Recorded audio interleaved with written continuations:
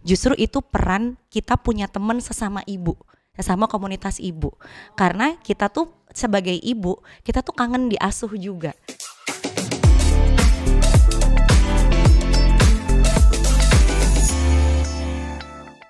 Halo parents, kembali lagi di podcast Curhat Babu, curhatnya Bapak dan Ibu. Hai parents, apa kabar? Saya Aryo Pratomo dan ini adalah Nucha Bari. Kalau aja belum kenal, baru pertama kali nonton podcast kita, bener nggak? Bener, kita kenalan dulu. Iya, kenalan dulu. Jadi kita dari Parent Talk di sini bikin podcast, ngobrolin keseharian tentang ya parenting, relationship, hal-hal yang sepertinya remeh-temeh tapi padahal penting banget ya. Bener, dan lika-likunya menjadi Bapak dan Ibu. Nah, parenting ini tentunya ada yang namanya Hari Ibu. Jadi sebentar lagi nih Hari Ibu. Ini Emang iya? Iya, bulannya Hari bulan ulang tahunku kali enggak? Kamu sekali aja ulang tahun, nanti cepet tua kalau 2 kali setahun ulang tahunnya. Kita Hari Ibu aja dapat hadiah juga kok nanti. Aku dapetin hadiah juga. Hari Ibu. Tapi aku pengen tahu sih, sebenarnya perjalanan kamu menjadi ibu nih udah mau 9 tahun. 9 tahun lah kira-kira. Apa perasaanmu, Bu? Jadi seorang ibu, aduh itu kayak naik roller coaster, naik turun, ada sedihnya, ada senengnya, dan pasti ada bangganya jadi ibu. Bangga jadi ibu, oke. Kira-kira kayak gimana perasaan bangganya? Bangga akan apa ya? Kalau sekarang ya, aku tuh jadi ngerasa bisa lebih mengapresiasi hal-hal kecil, bisa bangga akan hal kecil, tapi aku tuh banyak banget keraguannya menjalani peran ibu ini. Kalau dulu kan kita jadi anaknya orang tua kita, atau aku nih jadi anak sekolah, aku tuh kayak tahu gitu, istilahnya sekarang scope of work-nya apa sih, atau job desk-ku tuh apa, aku tahu jelas. Ya kan, waktu jadi anak. Begitu aku jadi anaknya orang tuaku, ya kan? Atau misalnya aku jadi anak sekolah, atau misalnya aku jadi anak kantoran gitu ya kan? Aku udah tahu nih job deskku kerja di sini ngapain aja. Misalnya nih kayak aku bikin konten, oh aku harus bikin ini gitu kan? Aku tahu. Tapi begitu aku jadi ibu, aku tuh kayak ini aku harus ngapain ya? Kan gak ada manual booknya. Gak ada, memang gak ada sekolahnya juga ya. Gak ada, terus kayak PI-nya tuh apa? Itu gimana cara taunya kalau aku tuh udah berhasil achieve atau gak achieve gitu loh. Ya gak sih? Bener juga sih, ya memang sebagai ibu gak ada sekolahnya. Tapi disayang anak loh nomor 1. Nah itu dia. Itu mungkin, kan? Iya bener, satu-satu aku sayang ibu. Iya, dua-dua anak kita juga bilang sayang ibu juga. Bener, tiga-tiga juga sayang ibu lagi. Nah itu mungkin salah satu alasan harus bangga jadi ibu. Bener. Udah selesai? Udah selesai. Oke, ya. Tapi sebenarnya bangga jadi ibu ini menarik untuk dibahas. Karena banyak perasaan dari ibu tuh yang kerasa kayak kamu. Sebenarnya bangga karena, atau mungkin karena dibilang di secara sosial, struktur sosial harus bangga dong jadi ibu. Tapi sebenarnya perasaan kan bisa beda-beda setiap orang. Benar. Untuk memvalidasi ini kita ngobrolnya jangan kita berdua doang kayaknya. Kayaknya gak seru ya kalau berdua doang ya. Ini kita gini-gini doang nih. Kita penonton gak nambah, parents gak nambah ilmunya. Oke, kalau gitu kita langsung undang aja narasumber kita. Di sini sudah ada Ibu Saskia Aulia Prima. Yeay! Jadi Ibu Saskia ini adalah seorang psikolog, seorang co-founder dari 3 generasi dan juga seorang ibu. Iya kan? Bener dong? Iya benar. Boleh disapa dulu nih pemirsanya. Ada jutaan pemirsa loh. Oh, banyak banget. Banyak banget. Halo semuanya. Oke, nah tadi kan kita lagi ngomongin nih soal aku bilang bahwa ketika aku 9 tahun ini menjadi peran ibu, aku gak punya guidance untuk melakukan banyak hal sebenarnya. Kita gak punya manual book, kita gak tahu mana yang benar, mana yang salah. Apa yang aku lakuin tuh semua kayak prototype gitu, semuanya coba-coba. Ada yang bilang netizen, ih masa jadi ibu coba-coba buat anaknya, emangnya gak kasihan kalau ini begitu gitu kan. Loh ya kan, tapi aku juga gak tahu banget persisnya, yang penting tidak nyerempet bahaya gitu. Tapi kalau menurut Bu Saskia sendiri gimana nih sebagai seorang ibu, sebagai seorang psikolog juga gitu ya? Duluan jadi ibu apa jadi psikolog sih? Bener. Jadi psikolog duluan. Jadi psikolog duluan. Nah perasaannya tuh gimana sih udah jadi psikolog terus jadi ibu? Perfect dong berarti. Atau dia ada paduannya dong, ada paduannya dong. Berarti. Nah itu kan tadi Mas Aryo sama Nucha bilang kan gak ada manual booknya. Usaha nih kita bikin kan dulu gitu. Jadi pas jadi psikolog terus kayak oke, kita coba bikin buku parenting, kita coba bikin konten parenting gitu ya. Karena kita belajar udah lebih banyak tuh as a psychologist paling enggak aku gitu. Nah tapi ternyata sama sama Kanuca juga, begitu punya anak gitu ya, semuanya tuh baru gitu. Ya mungkin berbedanya kayak udah pernah belajar tapi tetap kan kayak kita udah siapin, kita nggak pernah bener-bener siap gitu. Iya, Jadi aku juga mikir bener juga ya, nggak ada KPI-nya. Aku nggak tahu arahnya kemana. Tiap anak beda-beda. Jadi justru mungkin yang lebih penting adalah aku berdamai, aku menerima sama ya aku belajar dari sesuatu yang imperfect ini, karena akan selalu ada imperfection nggak sih, atau sesuatu yang kita kurang aja, tapi justru di situ lebihnya nggak sih, bahwa kita sebagai ibu, sebagai bunda gitu, kita tuh punya kemampuan atau punya kesempatan belajar yang banyak banget, karena justru nggak ada sesuatu yang bisa dijadiin manual tetap gitu sih ya kalau menurutku. Bener. Ini ngomongin soal sesuatu yang kita pelajari setelah menjadi orang tua. Ini tuh sebenarnya setiap harinya, bahkan aku banyak belajar dari anak-anakku, dari apa yang kejadian. Karena kan kita nih emosi kita naik turun ya, setiap hari nggak mungkin sama gitu kan. Nah emosinya anak-anak juga setiap hari beda-beda. Jadi kita ada 2 anak dengan emosi yang beda-beda. Mungkin yang satu lagi grumpy, yang satu happy aja. Terus situasi kita yang mungkin lagi di hari itu lagi kurang baik menghadapi 2 anak yang beda nih juga. Akhirnya aku belajar bahwa oke, kalau kayak gini sama si kakak aku harus begini, sama si adik aku harus begini. Nah cara yang berbeda-beda itu bikin aku selalu belajar setiap hari sih. Itu yang mungkin membedakan sama peranku di keseharian misalnya menjadi seorang pekerja. Kalau jadi pekerja mungkin aku bisa flat dan lebih stabil gitu loh ya kan, menerima pekerjaan. Ada misalnya susah banget nih project apa segala macam tuh kayak naik turunnya lebih stabil. Tapi begitu sama anak itu beda, kalau kerja kamu nggak suka bisa pindah. Oh benar juga, tapi kan kalau nggak bisa ya. Nah maaf saya mau resign. Mau cuti dulu aja susah. Saya mau cuti dulu. Jadi waktu di awal nih ya, kalau kita cerita pengalaman awal banget jadi ibu kan, katanya udah bikin manual nih. Lahir ambil manual gitu. Jadi dia ganti popok, terus ukur KPI, itu gimana pengalamannya? Mungkin bisa di-share ya awal-awal banget yang benar-benar dari keadaan blank. Ada manual tapi nggak 100% cocok, itu gimana tuh? Ada cerita detailnya nggak tuh? Aku inget banget tuh waktu itu kepingin dia anakku untuk tidur tenang malam gitu. Siapa sih yang nggak mau ibu-ibu di fase newborn itu gitu ya? Bener kayak di film-film ya, katanya bayinya tidur gitu kan, lelap. Anakku enggak ya? Bapaknya yang lelap ya biasanya. Iya kan, mau ada apapun dia lelap gitu. Iya, jadi kayak kok bisa sleep like a baby kayak gini ternyata. Nah waktu itu aku awal-awal itu kan memang ada ya, kalau malam tuh harus tidur berapa lama, tenangnya gimana, itu kan sebagai orang yang sangat mempelajari teori gitu, udah kayak ini bangun di jam segitu, kayaknya rasanya tuh pingin banget dia tuh tidur di jam yang kita tuh memang ideal gitu. Ternyata kan kejadiannya nggak kayak gitu, ditaruh nangis, diiniin nangis. Jadi akhirnya kayaknya yang bikin justru aku bangga jadi bundanya waktu itu tuh adalah ternyata aku nggak apa-apa loh, nggak berjalan sesuai dengan plan-plan kehidupan aku yang secara seumur hidupku tuh aku well plan banget gitu, ada KPI-nya kayak kata Kanuca gitu. Ternyata kalau kita kan ya deg-degan gitu kalau sesuatu di luar plan, tapi setelah aku jadi ibu-ibu, ternyata ini nih, aku bisa menikmati hidup nggak selalu berjalan sesuai dengan rencana-rencanaku yang sebelumnya nggak ada bener-bener. gitu. Dan gak ada yang ngomong sama aku loh soal itu. Aku kayak kesel banget gitu. Maksudnya setelah jadi ibu tuh banyak hal-hal yang gak sesuai rencana aku tuh kan banyak banget. Ini aku cerita dikit ya. Di saat baru nikah, belum punya anak, itu tuh kita punya karpet warnanya hitam putih. Jadi kayak kotak segitiga, pokoknya ada hitam putih. Sebelum nikah, belum punya anak, gue gak boleh nginjek yang putih dalam karpet itu. Jadi kayak mainan anak kecil gitu. Aduh, gue harus cari yang hitam. Sekarang selalu takut kotor kan? Takut kotor. Kan? Takut kotor, gue gak boleh nginjek yang putih. Gue kalau pulang kantor, pulang kerja atau dari aktivitas manapun, gak boleh langsung duduk sofa. Harus mandi, ganti baju dulu. Sayang loh. Gak boleh. Tapi sekarang begitu punya anak, udahlah semua warna yang tadinya color coordinate rumahnya sekarang udah jadi kayak pelangi gitu, warna-warni ya, pink semua, biru, kuning semuanya ada, udah nggak jelas sekarang. Ya itu artinya kan membuktikan bahwa punya anak tuh jadinya nggak sesuai dengan apa yang kita plan gitu, nggak semuanya tuh bisa kita atur dengan guideline kita gitu. Dan kan. itu nggak apa kan? Dan ternyata nggak apa-apa. Ya, nggak apa-apa. Iya. Tadinya aku nggak bisa nerima itu. Aku juga nggak bisa. Patokan nggak apa-apanya dan you're still doing okay, masih bangga tuh apa sih? Kenapa nggak apa-apa? Bahwa kalau aku sih dulu ya waktu bayi baru lahir masih bernafas, kayaknya nggak apa-apa, masih hidup. Kayaknya kita suka ngecek bayi itu baru lahir tuh masih nafas itu udah nggak apa-apa. Nah itu kan bapak-bapak mungkin cetek kali ya.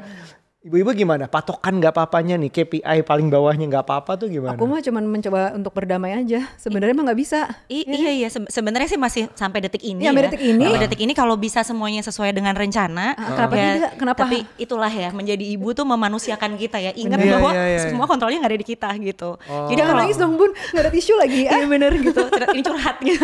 Tapi ternyata kalau aku KPI rendahnya lebih kayak ya ternyata hidup tuh baik-baik aja, berjalan aja, anaknya tumbuh dengan baik gitu, kitanya juga tumbuh dengan baik. Jadi ya life goes on aja, itu udah prestasi ya si proses itu untuk dilewati. Nggak harus semuanya sesuai plan nggak sih Kak gitu. Benar. Kenapa sih ibu tuh harus bangga dengan perannya, dengan peran yang dijalaninya?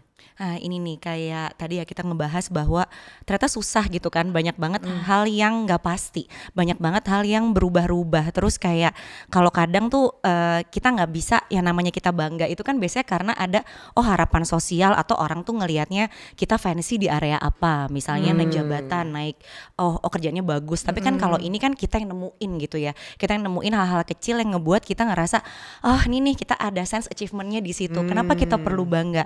Karena as a mother atau sebagai seorang ibu, kita tuh detak jantungnya keluarga kan gitu. Kita tuh yang menyalurkan cinta dan menyalurkan semua hal yang menyenangkan buat keluarga kita, baik anak dan juga ke pasangan tentunya. Nah kalau kitanya bahagia, kitanya bangga, otomatis kita jadi lebih semangat nyari, anaknya dikembangin apa lagi ya, ini keluarganya diapain lagi ya, aku bakal sama suami ngapain lagi supaya rumahnya jadi lebih bahagia lagi. Jadi sebenarnya lebih ke sense kita mampu, kita senang dan kita merasa bahwa jadi ibu ini tuh ada value lain yang ngebuat kita tuh beda tuh sama hal-hal yang achievementnya sesuai KPI tadi. Tapi kita menghidupi satu rumah ini dengan lebih bahagia, itu sih ya buat aku. Karena memang banyak bertumpu di ibu sih. Keluarga itu sendiri banyak kayak, aku ngeliatnya ibu tuh sebagai lem di keluarga. Jadi kalau misalnya gak ada ibunya tuh kayak ya bingung mau ngapain, gak lengket, keluarganya gak harmonis. Terus kayak ya jadi kayak perasaan bangga itu harus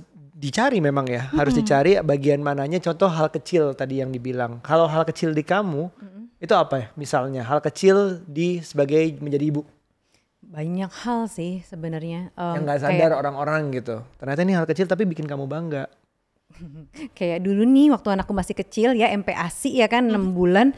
Kalau dia mau mangap dengan masakanku yang sebenarnya aku nggak bisa masak, itu aku bangga loh. Kamu nggak bisa masak? Sama ini makananmu enak sekali loh Bu. Bob jangan gitu dong, aku malu loh. Nasi telur. bener. Enak banget. Gampang-gampang aja ya. Nasi goreng ya. Tapi anak mangap. Iya, nah jadi justru tuh aku nggak pernah ngerasa aku jago masak. Begitu anakku mau mangap pas MPASI dan aku masakin itu, itu tuh kayak rasa Michelin star ya. Benar. Jadi kan kayak seorang ibu tuh ada rasa, aku bangga juga ya ternyata aku punya ini skill-skill yang unlock gitu kan gara-gara menjadi ibu gitu. Dan kayak mungkin kalau sekarang lebih ke, kalau ini udah agak gedean tapi ya ketika aku udah bisa melalui hampir 7 tahun juggling sebagai ibu, sebagai suaranya udah mempecah by the way.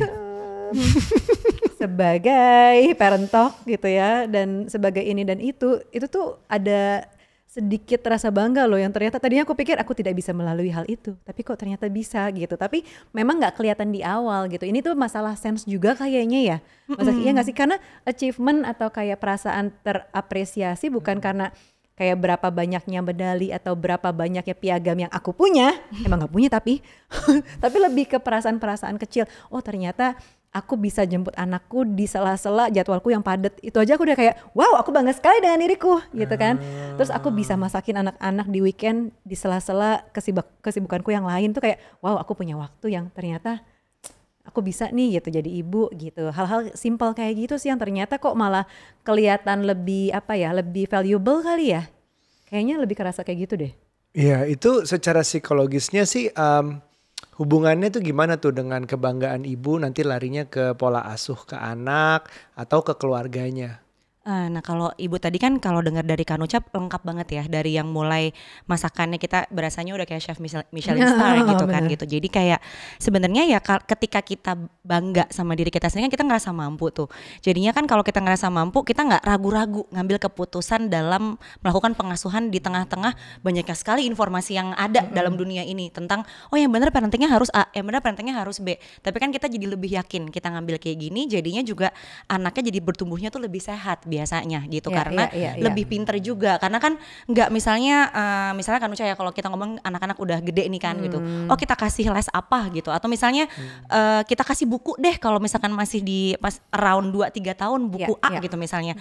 Oh tapi ngelihat anak di sosmed lain bukunya B, kayaknya aku salah kasih buku deh. Nah kalau kita bangga, kita ngerasa mampu, kita nggak akan ragu-ragu tuh kasih stimulasinya ke anak, sehingga pertumbuhannya jadi lebih oke gitu. Dan juga ketika kita mau komunikasi sama pasangan kita juga jadi lebih yakin kan, apa sih yang harus ditambah atau apa sih yang harus diimprove. Dan itu ya menurutku tadi menarik juga kan Nucha cerita bahwa kadang tuh kita lupa pada saat kita jadi ibu, compare tuh dulu kita jadi anak sekolah atau apapun itu ya gitu, kita kadang ngerasa oh kayaknya ibu tuh membatasi banget, gimana caranya kita bisa berkembang setelah kita jadi ibu. Tapi nggak pernah ada perkembangan kalau kita nggak terbatas. Justru di semua keterbatasan itu, di semua limitasi itu, kita jadi bener-bener lebih sering punya opportunity untuk bertumbuh nggak sih as a person. Itu sih yang menurutku mahal banget jadi ibu tuh, kita bangganya di situ, kita selalu dikasih training sama yang di atas untuk bertumbuh malah karena keterbatasannya banyak gitu. Benar. Jadi, ini ada riset ya dari My Cleveland Clinic ya, dibilang bahwa kenapa kita harus mendorong ibu untuk lebih bangga pada perannya, itu karena memang resiko burnout di perempuan di ibu 2 kali dari resiko di bapak. Makanya suaminya Mbak Saskia bisa tidur di saat anaknya nangis-nangis kan. Itu bukan aku ya, sorry ya, aku sih bangun terus sigap.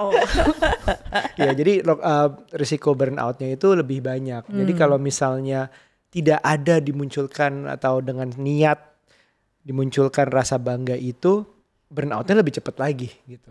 Karena memang jadi ibu tuh aku ngeliat Nucha tuh amazing sih, bisa ngatur segalanya walaupun ada support system, tapi bisa kepikiran semuanya. Dia tuh kalau mikirin kalau aku ditinggal dia lagi ya apalah me time, lagi business trip, lagi apa, pasti aku ada yang lupa gitu. Padahal ada support system. Benar sih. Iya. Benar. Iya, Padahal udah kita brief ya, sedetail mungkin. Udah di brief pasti aja ada yang lupa. Suara nih dia hari ini. Tapi kalau aku ada yang lupa, ya udahlah anaknya masih ada kan. Lupa ya udah. Jadi karena mungkin itu level burnout yang tinggi itu mempengaruhi gimana kenapa harus lebih bangga pada dirinya si ibu ini. Bener, aku yakin juga nih ibu-ibu sama kayak misalnya Mbak Saski gitu ya, dan aku juga, karena to-do list kita cukup banyak nih di kepala gitu kan. Bahkan lagi kita ngobrol gini aja, di bayanganku sekarang tahu nggak apa? Jemput anak. Anakku udah dijemput jam berapa? Nanti jam berapa ya? Lesnya nanti gimana ya? Makanya itu tuh abis apa enggak? pikiran kita aja berjalan terus gitu, sambil kita menjalani yang lain di depan mata kita gitu. Itu juga kan yang mungkin memicu untuk kita tuh burn out. Makanya begitu ada hal-hal kecil yang kita ngerasa lega nih, anak udah kejemput, udah diantar ke tempat les, tuh jadi kayak oh bangga, aku bisa mengatur jadwal anak-anak gitu. Ini kalau dikasih bubble pikiran kepalanya nih, Nucha nih bisa bercabang banyak banget. Sedangkan gue cuma mikirin MU kalah semalam gitu. Udah satu, udah ganggu pikirin gitu. Emang udah biasa padahal. Bener. Tapi emang penting banget sih support system. Ya maksudnya support system ini kan bisa dari mana aja ya. Benar. Kayak misalnya punya pasangan yang mau hands-on. Oh iya, aku membantu. Iya loh, sampai kata temanku gini kan, aku bilang kayak kemarin nih, Aryo yang datang ya ke acara ini, Aryo yang temenin ke playdate ya, karena aku minggu tuh buat me time, buat tidur siang sih. Terus jadi Aryo yang nemenin anak-anak playdate kan. Terus ya udah temanku sampai bilang, kayaknya nggak apa-apa deh Mbak Nucha kalau Mas Aryo di tengah ibu-ibu gitu, kayaknya udah biasa aja menerimanya. Iya, gue datang launching produk perempuan gitu. Saya datang sendiri sih, ibu semua. Dia ganti udah biasa udah bisa terus di meja tulisannya Nucha Bahri. Ya udah saya Pak Nucha hari ini. Dia menggantikan aku gitu loh. Terus Nucha, terus di playdate aja yang ada ibu-ibu gitu. Nah ini Aryo bisa menggantikan, bukan menggantikan lah ya. Maksudnya kan harusnya yang datang ibunya juga mungkin gitu kan. Ini tapi aku kamu aja yang datang. Itu salah satu support system. Tapi banyak juga bisa yang lain ya. Ya dari yang kayak misalnya dibantu sama mbak gitu ya. Ada yang mungkin sama ibunya atau mertuanya. Atau mungkin ada yang punya suster. Itu kan juga support system. Guru les juga tuh jangan lupa tuh kan support system banget. Sekolah dapet juga guru ya. yang baik, dapat guru yang cocok gitu. Bener. Kalau menurut Mbak Saskia sendiri sebenarnya seberapa penting sih perannya dari para support system ini di dalam peran ibu nih, peran kita? Itu penting banget. Tadi kan Mas Aryo bilang ya ada data perempuan tuh atau ibu-ibu biasanya emang lebih cepat burn out. Itu emang karakteristiknya lah, memang selalu kayak gitu.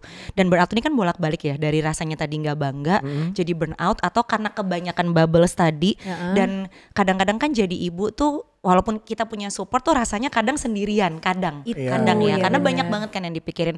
Mungkin bapak-bapak ada yang lebih chill, jadi kayak ya tadi kan Mas Aryo, yang penting ini masih ada gitu.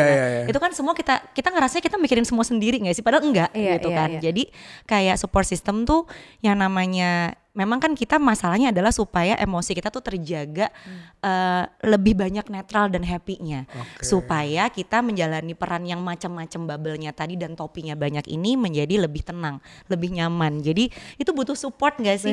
Bahkan mungkin support tuh bukan cuma tentang orang kan, tapi tentang lembaga, tentang mungkin apa yang kita makan hari itu gitu, supaya kita kayak ngerasa well equipped untuk bukan perang sih, menjalani hari-hari aja kan. Itu sih udah nggak bisa dinegosiasi lagi gitu. Jadi bahkan aku kadang mikir support system tuh bukan support, tapi itu main yang kita perluin gitu loh. Karena kalau nggak ada itu ya kita nggak bisa hidup dengan nyaman dan optimal sebagai ibu gitu, sebagai bunda gitu. Nah kalau misalnya nih ada ibu gitu yang merasa bahwa minim banget nih support systemnya, misalnya aku nggak punya suami yang bisa diajak ngobrol, itu tuh banyak banget soalnya kejadian yang memang pada DM ke Parent Talk, DM ke kita juga gitu ya, aku nggak bisa berkomunikasi dengan baik nih sama pasanganku gitu. Terus misalnya mau minta bantuan mertua, yang ada kita dimarahin misalnya gitu. Atau misalnya kita naruh anak di daycare aja udah dapat kayak selentingan negatif gitu kan. Padahal menurut kita tuh support system. Nah kalau misalnya ada ibu gitu ya yang merasa seperti itu gimana Mas Aski? Nah ini yang menarik, jadi memang ya walaupun sebenarnya kita tahu ya peran bapak-bapak atau suami tuh bahkan pada saat kita semua mau menikah tuh dibilangin kewajibannya emosional, itu kewajiban loh, bukan kayak tambahan gitu ya. Tapi kejadiannya nggak semua punya jadi luxury gitu somehow. Sorry, kewajiban emosional tuh maksudnya? Memenuhi kewajiban emosional, kasih support segala macam kan kadang somehow sekarang jadi geser ke pemberian misalnya materi aja atau teknis aja gitu. Padahal sebenarnya kewajiban emosional tuh bukan luxury seharusnya. Cuman kan kejadiannya saat ini nggak semua orang ngerasa mungkin pasangannya tuh jadi support emosional yang baik juga buat dia gitu. Nah terus tadi pertanyaan Kanucha kan, terus gimana ya kalau ngerasa kayak gitu, belum mungkin support system yang lain kayak keluarga juga ngerasa ketika kita mau taruh dia ke support system yang kita rasa perlu, itu jadi kayak dicibir lah ya atau diomongin. Nah yang menarik tuh Kak, jadi ada penelitian yang bilang justru itu peran kita punya teman sesama ibu, sesama komunitas ibu. Karena kita tuh sebagai ibu, kita tuh kangen diasuh juga. Nah itu kita dapatnya dari teman sesama ibu atau community.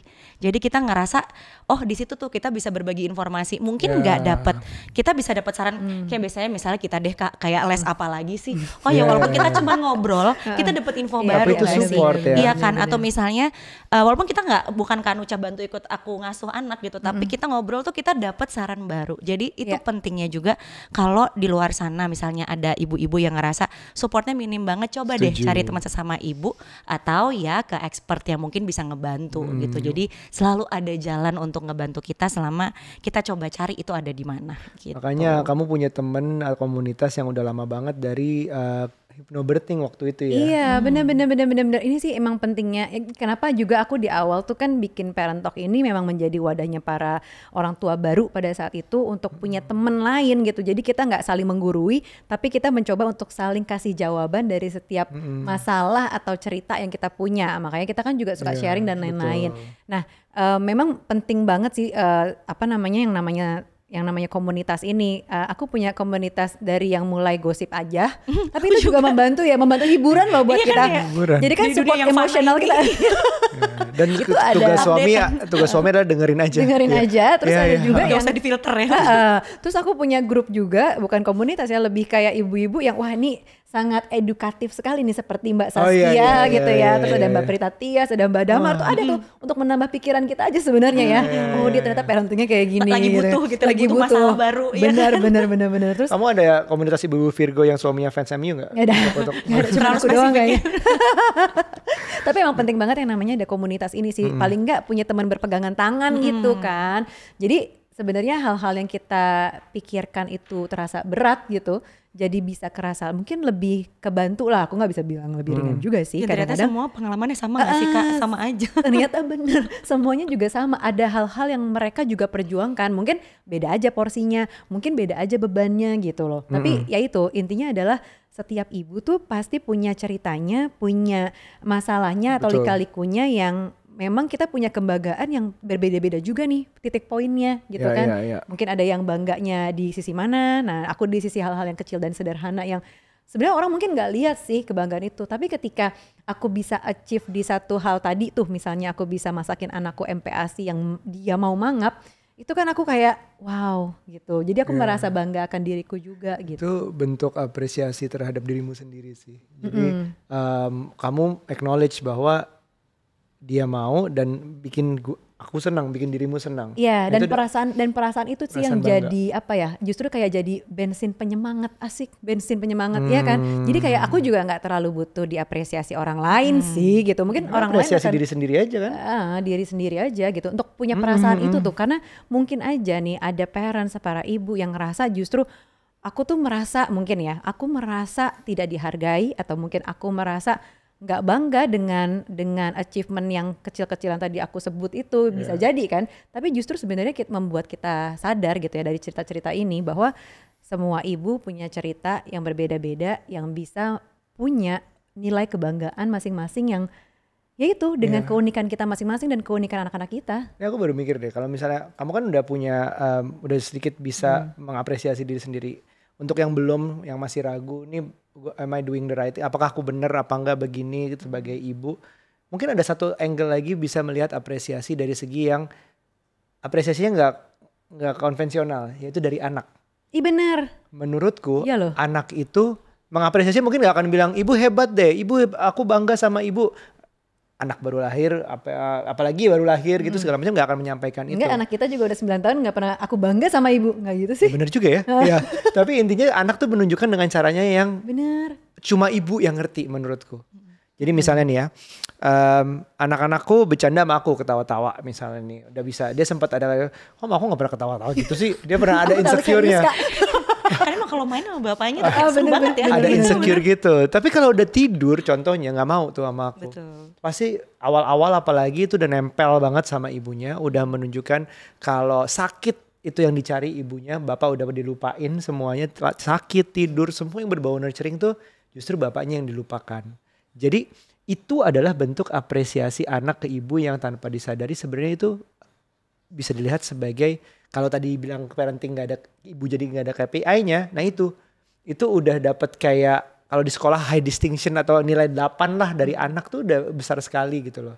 Jadi apresiasi kecil ini tuh harus dilihat dari sumber yang gak nyangka gitu. Benar, karena customer kita adalah anak kita gitu ya. Jadi ketika mendapat jadi begitu mendapat feedback yang utama gitu ya, respon utama kayak pelukan atau misalnya kayak tadi nih misalnya memilih tidurnya sama ibu, itu aja tuh udah kerasa ini gak sih terbayar semuanya gitu ya. Ini sih Kak, pernah gak sih kayak ngerasa tuh kita tuh orang biasa-biasa aja kan, tapi kalau pulang tuh kayak punya fans garis keras gitu loh. Baru ngebel terus udah kayak lari gitu, dia seneng banget lihat kita. Itu tuh udah ya udah dia nggak usah ngomong bangga, itu udah cukup banget ya sih buat aku. Kayak semua yang kita usahain tadi itu kayak aku jadi pengen pulang sekarang, aku pulang duluan ya. Takutnya berhenti, udah resign dari kerjaan, aku pengen jadi ibu. Iya kan, siapa coba orang yang pernah ngelihat muka kita atau baru dengar suara kita terus dia lari gitu ya. Coba di kantor kalau aku datang mungkin langsung semua juga lari ya Kak. Mereka lari ya, larinya ke sana menjauh.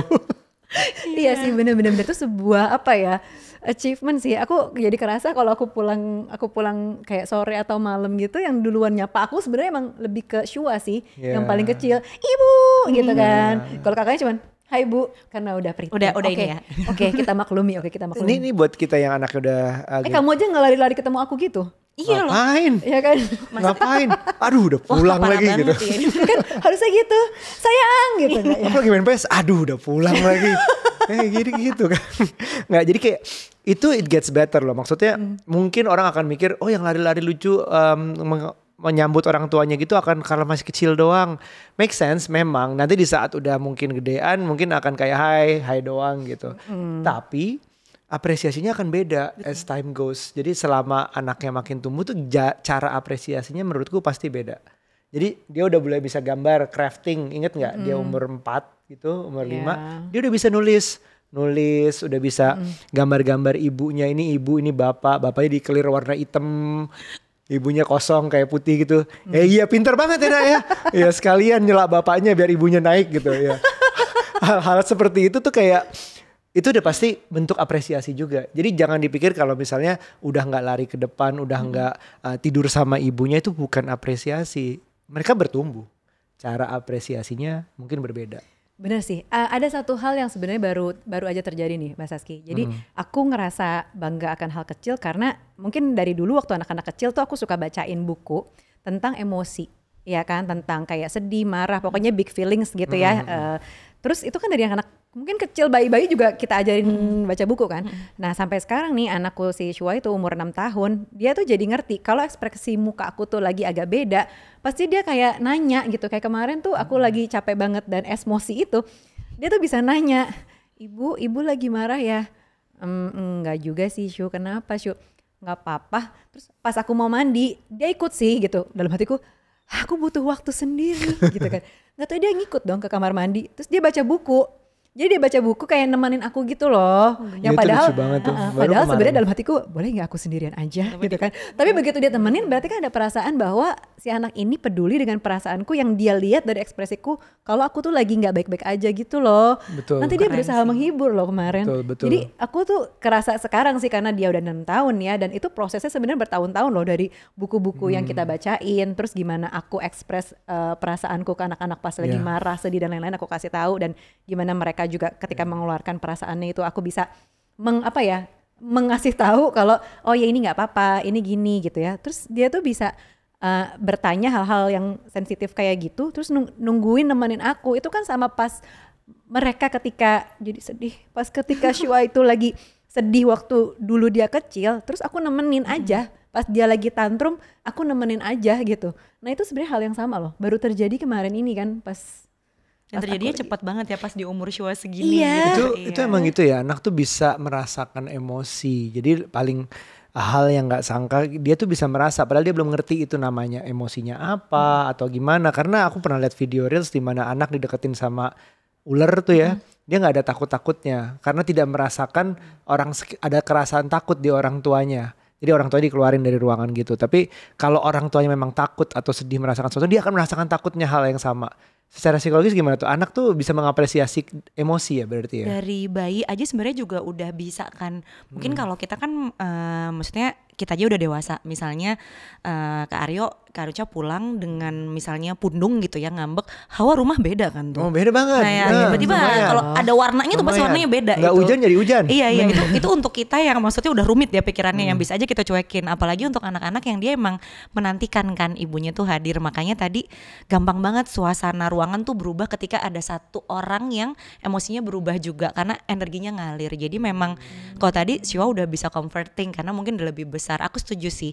Semakin besar tuh semakin kompleks dan semakin ada hal-hal baru yang nggak kayak dulu tapi tetap diapresiasi sama mereka walaupun seperitin-peritinnya ya gitu. Jadi ya emosi of course pasti anak tuh bisa ngerasa dan mereka bisa apresiasi itu juga walaupun mereka ngomongnya nggak secanggih kita mungkin tapi kerasa gitu. Iya jadi hal walaupun besar itu berubah juga jangan dilupa bahwa waktu kecil tuh udah dimulai tuh dari kecil. Perasaan bangga jadi ibu tuh kalau bisa dimulai sedini mungkin, selama mungkin dan senyaman mungkin buat ibunya karena bisa aja ya kita bikin parent talk juga menunjukkan bahwa parenting tuh beda-beda setiap orang. Nggak semua yang cocok di satu parents akan langsung diambil di parents lain. Jadi harus sesuaikan dengan parentsnya, sesuaikan dengan anaknya. Jadi menurutku perasaan bangga itu penting dari awal.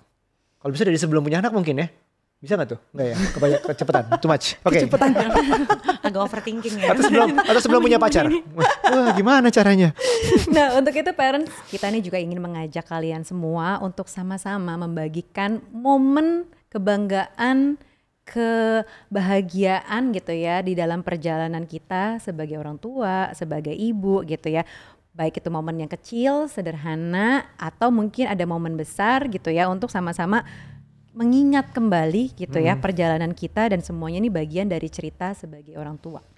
Nah, Cousins Baby ini sekarang lagi ada campaign. Campaignnya Bangga Jadi Bunda. Dia ada di media sosial dan ini mengundang semua bunda yang ada di sini yang nonton dan kalau bisa di forward video ini ke teman-temannya, ke parents juga di sana untuk share unfiltered moments sebanyak mungkin. Jadi dengan si kecil apa adanya, kalau bisa nggak difilter, nggak perlu makeup dulu, nggak perlu dipikirin dulu cara apa enggak, tapi itu justru menunjukkan momen-momen bangganya itu. Karena setiap momen yang Bunda alami itu adalah bukti cinta yang pengabdian yang luar biasa. Betul, caranya juga mudah banget. Kita tinggal post aja, share unfilter moment kita sebagai ibu, sebagai orang tua, dan nanti tag juga di akun @cousins_baby_id. Jangan lupa pakai hashtagnya Bangga Jadi Bunda. Nah ini pasti cerita kalian, cerita kita akan jadi inspirasi juga buat orang tua yang lain, buat ibu-ibu yang lain yang punya permasalahan atau cerita keunikan yang berbeda-beda. Dan itu saling menginspirasi. Betul. Soalnya ini adalah waktunya untuk merangkul peran sebagai bunda dengan penuh ya rasa bangga itu. Apa yang Anda lakukan setiap hari adalah bukti nyata bahwa cinta Anda, bunda, itu tidak pernah ada batasnya. Duh, jadi sedih ya bacanya ya. Mana tisunya? Oke, makanya kita semua ngajak parents di sini terutama bunda untuk bergabung bersama ribuan bunda lainnya untuk merayakan perjalanan yang luar biasa ini. Share sekarang dan jadi bagian kampanye Bangga Jadi Bunda.